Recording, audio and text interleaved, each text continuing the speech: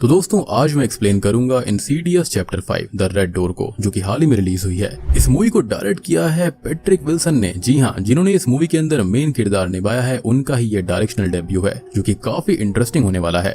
और सबसे बड़ी बात यह है कि ये इंसीडियस पार्ट 1 और पार्ट 2 का डायरेक्ट सीक्वल है। तो यहाँ पर आपको एलिस की कहानी देखने की इतनी जरूरत नहीं है। अगर आपने पहले 2 पार्ट्स देखे हुए हैं तो आप इसको डायरेक्टली देख सकते हो। और सबसे इंटरेस्टिंग चीज पता है क्या है? यहाँ पर हो सकता है कि फ्यूचर में सिनिस्टर सीरीज का भी इसके साथ क्रॉसओवर हो सकता है। बाकी अगर आप चाहते हैं कि मैं इंसीडियस के बाकी पार्ट्स को भी एक्सप्लेन करूं डिटेल में, तो आप मुझे कमेंट सेक्शन के अंदर बता देना। 10,000 लाइक्स कर देना इस वीडियो के ऊपर। तो चलिए अब बिना किसी देरी के चलते हैं सीधा वीडियो की तरफ। तो इंसीडियस 5 मूवी की शुरुआत होती है इंसीडियस पार्ट 2 की एंडिंग से, जहां पर जॉश और डाल्टन की यादों से उस एक साल और उसके सारे इविल इवेंट्स को मिटा दिया गया था, जिससे कि वो लोग दोबारा एस्ट्रल प्रोजेक्शन से द फर्दर या फिर शैतानों की दुनिया में ना पहुंच जाएं, जहां पर बहुत सारी इविल और रिसेंटलेस स्पिरिट्स रहती हैं। खैर अब 10 साल बीतते हैं और हम फ्यूनरल देख पाते हैं, जो कि होता है जॉश की मदर लोरेन लैम्बर्ट का, जहां पर जॉश और उसकी पूरी फैमिली मौजूद थी। अब हम इन लोगों को आपस में बात करता हुआ देख पाते हैं, जहां पर हमको पता चलता है कि जॉश और उसकी वाइफ रिने ने आपस में डिवोर्स ले लिया है और जॉश पिछले काफी वक्त से परेशान और स्ट्रेस्ड आउट रहता है, जिससे कि उसका दिमाग काफी खराब हो चुका है। और सबसे बड़ी बात कि जब ये हादसे हुए थे इंसीडियस 2 के, उसके बाद से वो अपने बच्चों को उतना अच्छा टाइम और केयर दे ही नहीं पाया। और हम जानते हैं कि यहाँ पर वो गलत भी नहीं है, क्योंकि उसे तो कुछ याद भी नहीं था कि तब हुआ क्या है। उनकी यादों को मिटा दिया गया था। उसके और उसके बड़े बेटे डाल्टन के रिश्ते भी आपस में ठीक नहीं थे और वो दोनों उनके बीच की चीजों को ठीक कर भी नहीं पा रहे थे। अब फ्यूनरल के बाद में सभी लोग वहां से जाने लगते हैं और फ्यूनरल के अंदर कार्ल भी आया हुआ था, और कार्ल को हम सेकंड पार्ट से थोड़ा अच्छे से जान पाए हैं, जिसने की एलिस का बहुत साथ दिया था।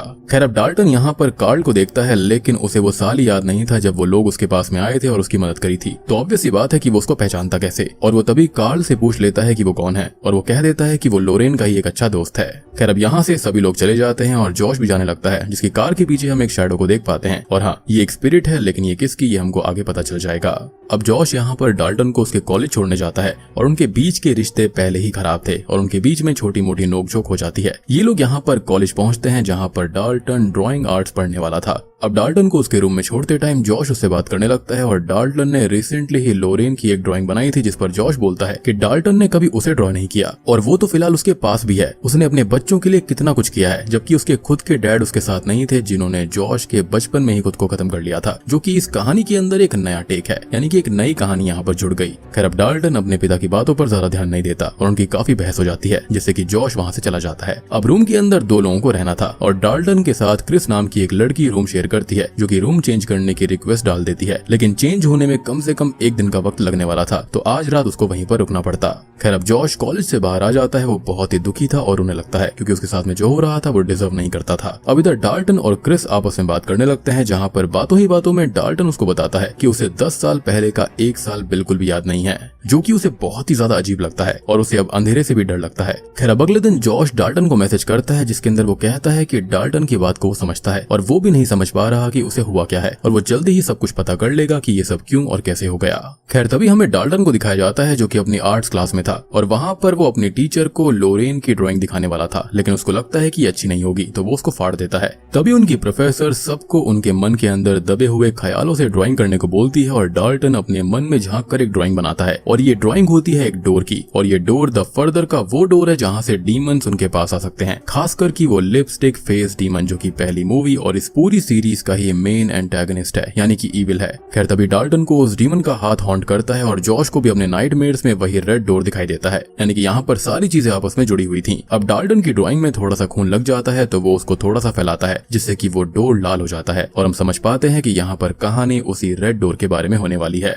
और यहाँ पर सबसे बड़ी बात यह है कि जॉश और डाल्टन दोनों को ही वो साल याद नहीं है, यानी कि इंसीडियस 1 और इंसीडियस 2 के सारे हादसे उनको याद ही नहीं थे, क्योंकि ऑब्वियस बात है उनको भुला दिया गया था। खैर अब हम जॉश को देख पाते हैं, जो कि परेशान होकर अपना MRI स्कैन कराने गया था, और स्कैनर के अंदर जाते ही वहाँ की लाइट्स चली जाती हैं। वो परेशान होकर हेल्प के लिए चिल्लाने लगता है, लेकिन कोई भी रेस्पॉन्स नहीं मिलता, और अब उसको एक डिमोनिक वॉइस सुनाई देती है कि डोर ओपन हो चुका है, जिसके साथ ही उसको पार्कर क्रेन का गोस्ट हॉन्ट करता है, जिससे वो बहुत डर जाता है। और यहाँ पर हम तो पार्कर क्रेन को जानते ही हैं, जो कि है इनफेमस इंसीडियस सीरीज का villain the bride in the black. खैर अब जॉश फाइनली स्कैनर से बाहर आता है और डॉक्टर उसके पास में आता है। जॉश यहाँ पर डॉक्टर पर काफी गुस्सा करता है, लेकिन डॉक्टर कहता है कि वो तो स्कैनर के अंदर ही सो गया था और स्कैन काफी अच्छे से हो गया है, यानी कि यहाँ पर जॉश को भी समझ में नहीं आता कि वो अंदर सोया कैसे। डॉक्टर उससे कहता है कि ये मेमोरी मेमोरी लॉस और कंफ्यूजन वाली स्टेट स्ट्रेस की वजह से हो सकती है, और वो ये पता करे कि उसकी फैमिली के अंदर क्या किसी को दिमागी बीमारी तो नहीं थी, तब तक वो कुछ ब्रेन एक्सरसाइज भी ट्राई कर सकता है। तभी हम डाल्टन को देख पाते हैं जो कि अपने रूम में था, और यहाँ पर वो उस रेड डोर वाली ड्राइंग को देखता है और लाइट्स अचानक से चली जाती है और लैंप ऑन करने पर उस पर खून लगा हुआ था। साथ ही साथ और भी जगह पर काफी खून था, जिसके साथ ही उसे कोई भूत हॉन्ट करता है, जिससे कि वो बहुत डर जाता है। लेकिन तभी क्रिस वहाँ पर आ जाती है और सब कुछ अचानक से नॉर्मल हो जाता है।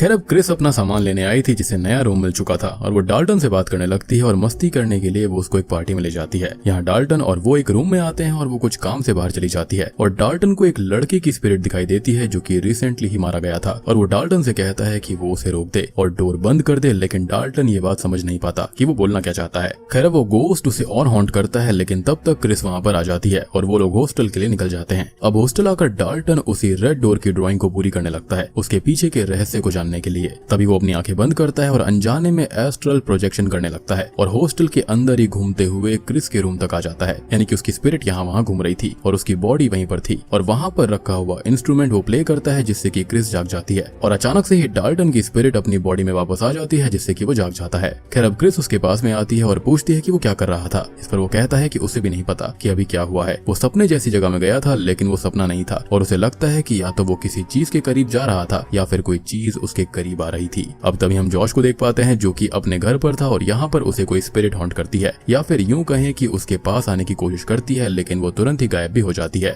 और हम जानते हैं कि इन दोनों के पास में एक गिफ्ट है जो कि है एस्ट्रल प्रोजेक्शन का। ये जैसे ही अपनी आंखें बंद करते हैं ये पहुंच जाते हैं द फर्दर में, यानी कि एक ऐसे डायमेंशन में जहाँ पर ढेर सारे स्पिरिट्स और डीमंस रहते हैं। खैर अब उसे एक बॉक्स मिलता है जिस पर किसी का नाम लिखा हुआ था, और वो उसको ओपन करके देखता है तो इसके अंदर उसकी मदर और उसके डैड की फोटोज थी, और जिस स्पिरिट ने उसको हॉन्ट किया था ना वो उसके फादर की ही थी। और जैसा कि मैंने कहा था कि उसको रिफ्लेक्शन में एक स्पिरिट दिखाई दी थी, तो वो कोई और नहीं, वो उसके डैड की ही स्पिरिट थी।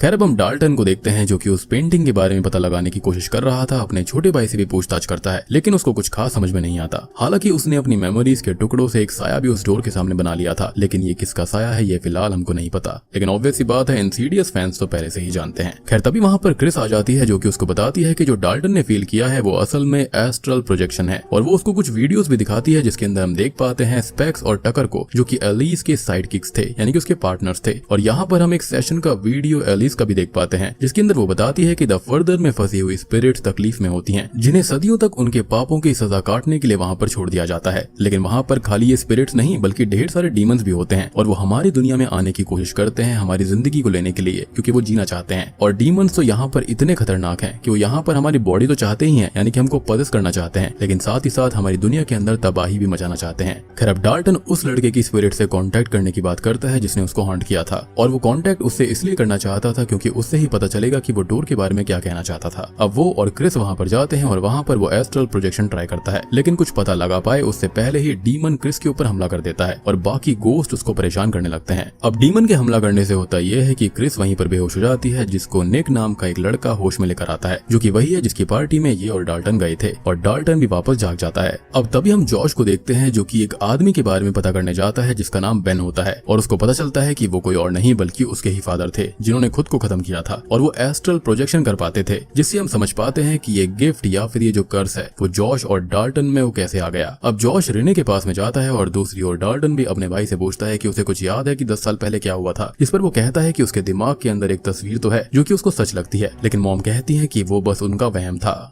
यानी कि पूरी फैमिली को यहाँ पर सब कुछ पता था, लेकिन इन दोनों को कोई बताना नहीं चाहता था, क्योंकि ऑब्वियस सी बात है अगर इनकी मेमोरीज वापस रिकलेक्ट हो जाती हैं तो ये फिर से एस्ट्रल प्रोजेक्शन करने लगेंगे, जिससे कि इनकी फैमिली के अंदर फिर से तबाही मच जाएगी। लेकिन अनजाने में ही यहाँ पर जॉश और डाल्टन दोनों ही एस्ट्रल प्रोजेक्शन कर रहे थे।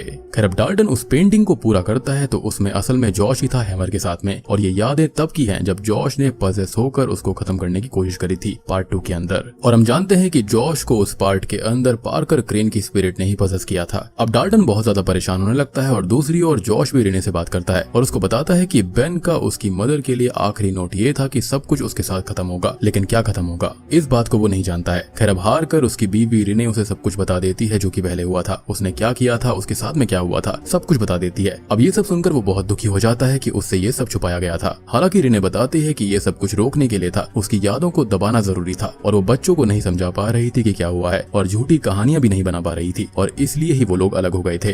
खैर अब तभी वहाँ पर डाल्टन का छोटा भाई फॉस्टर आ जाता है और डाल्टन की बनाई हुई पेंटिंग को देखता है जिसके अंदर पजेस्ड हालत में जॉश था। अब हम डाल्टन को देखते हैं जो कि एस्ट्रल प्रोजेक्शन में चला जाता है और अब वो उस वक्त को देखता है जब जॉश पजेस होकर सबको मारने वाला था। और तब यंग डाल्टन अपने रियल फादर जॉश की सोल को द फर्दर से वापस लाने के लिए एस्ट्रल प्रोजेक्शन में जाता है और उनको ढूंढने लगता है। ये सब हमने पार्ट 2 के अंदर देखा था। और यहाँ पर पजेस हुआ जॉश उसको खत्म करने ही वाला होता है और इंसीडियस 2 में तो एलिस उसको बचाती है, लेकिन यहाँ पर खुद टीन डाल्टन यंग डाल्टन को बचाता है। आपको याद होगा कि बीच बीच में मूवीज के अंदर कुछ वियर्ड सी मूवमेंट्स होती हैं, यानी कि जब ये लोग एस्ट्रल प्रोजेक्शन के अंदर जाते हैं तो यहाँ पर टाइम मैनिपुलेशन भी होता है और हम बहुत ही वियर्ड सी मूवमेंट्स को देख पाते हैं जिसके बारे में कोई भी समझ नहीं पाता। तो यहाँ पर ये वही है जैसे कि यहाँ पर एलिस ने एक लड़की को बचाने के चक्कर में ये रेड डोर ओपन कर दिया था और उसको ऐसे ही छोड़ दिया था, जिसके चलते ही यहाँ पर बचपन में यंग डाल्टन पजेस हो गया था। और इस मूवी के अंदर टाइम का बहुत ही ज्यादा मैनिपुलेशन किया जाता है, लाइक आप बहुत ही पुराने मोमेंट के अंदर भी जा सकते हो।